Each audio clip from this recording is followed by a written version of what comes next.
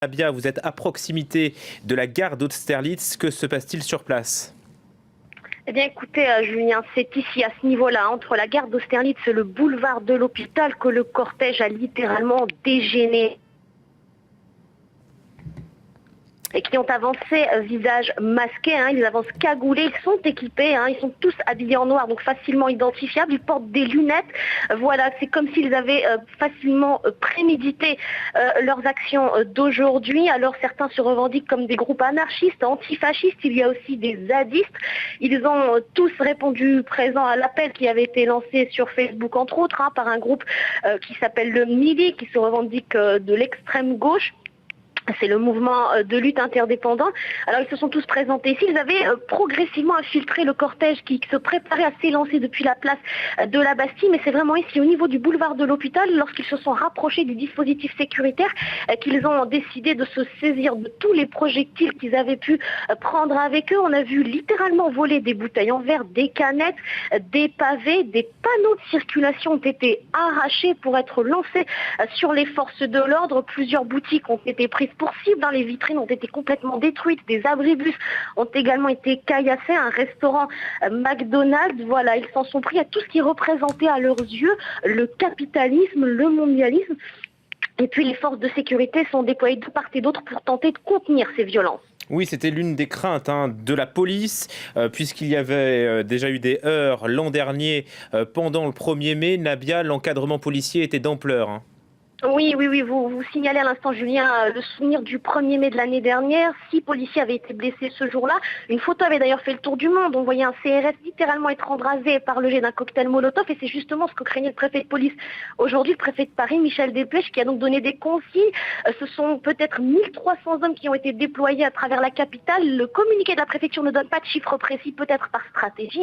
On ignore exactement combien d'hommes ont été déployés aujourd'hui, mais on les a vus avec l'équipe de France 24 lorsqu'on a commencé à s'approcher de la place de la Bastille, puis en parcourant le chemin qui devait nous mener à la place d'Italie, des CRS aussi préparés à faire face à toute violence. Ils sont masqués, ils ont aussi des gaz lacrymogènes pour faire face à ces manifestants. Ils ont été déployés, ces gendarmes et ces policiers, tout autour du périmètre et tout autour du parcours qui devait donc avoir pour point de chute, je vous le disais, la place d'Italie. Ils se sont positionnés à des endroits stratégiques puisque le cortège devait défiler toujours droit. Et bien ces forces de l'ordre se sont postées de part et d'autre sur des rues perpendiculaires.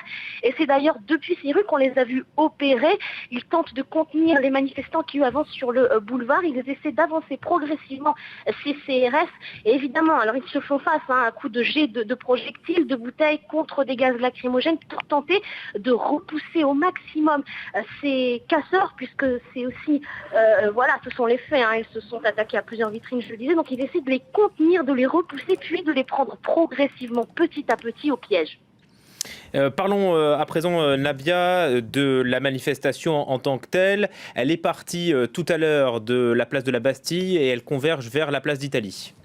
Effectivement, Julien, sauf qu'on est encore très loin d'atteindre la place d'Italie. Il faut au moins une vingtaine de minutes en marche. Mais voilà, c'est ce qu'on se disait, c'est que ces individus donc, qui ont empêché la progression normale de ce cortège ont énormément ralenti les manifestants. Alors ils sont partis il y a déjà 2 heures de la place de la Bastille. Ils avancent très lentement. Ils ont même été obligés de s'arrêter net lorsque les individus, les troubleurs, les casseurs ont pris la tête du cortège pour donner le ton. Alors en tête de ce défilé, il y avait évidemment le syndicat CGT et Solidaire.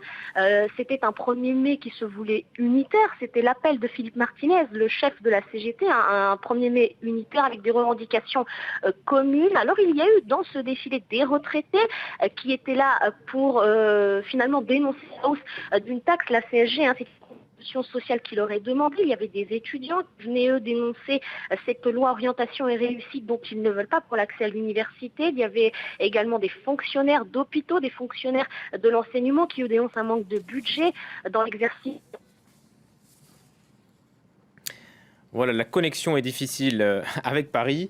Nabia Makloufi donc nous racontait cette manifestation qui a de la peine à avancer compte tenu donc des heures. La police a essuyé des jets de projectiles sur elle au niveau du boulevard de l'Hôpital. C'est dans le 13e arrondissement, tout proche de la gare d'Austerlitz. On y reviendra dans notre journal de 17 heures. Merci donc à Nabia Makloufi et à toute l'équipe.